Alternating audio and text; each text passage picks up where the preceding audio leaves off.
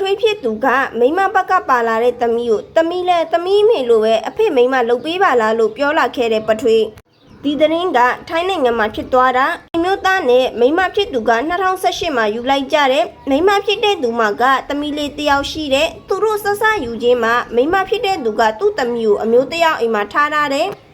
ပထွေးဖြစ်သူနဲ့အတူမထားဘူးသူတို့ယူပြီး2021လောက်ကျတော့သမီးဖြစ်သူကိုပထွေးဖြစ်သူနဲ့အတူနေတဲ့အိမ်ကိုမိခင်ဖြစ်သူကခေါ်ထားလိုက်တယ်တရက်ပထွေးဖြစ်သူကမိမအလုပ်သွားတဲ့အချိန်ကျတော့မိမရဲ့သမီးကိုသမီးလဲသမီးမေလိုပဲအဖေမိမလှုပ်ပေးပါလားဆိုပြီးပြောလာခဲ့တယ်ပြီးတော့သမီးဖြစ်သူကိုဟိုပြခိုင်ဒီပြခိုင်လုပ်ပြီးအဲ့ဒီပုံတွေကိုဖုံးနေပြီးတင်ထားလိုက်တယ်သမီးဖြစ်တဲ့သူကတခါတလေအဖွားအိမ်မှာတော့အိတ်လေးရှိတယ်အဲ့လိုအချိန်ကျရင်ပထွေးဖြစ်သူကဗီဒီယိုကောခေါ်ပြီးသမီးဖြစ်သူကိုပြခိုင်းတယ်နောက်ပိုင်းကျတော့သမီးဖြစ်သူကိုသူ့မိမလှုပ်လိုက်တယ်အစပိုင်းတော့ဒါတွေကိုမိခင်ဖြစ်သူကမသိခဲ့ဘူးနောက်ပိုင်းကျတော့သိသွားတယ်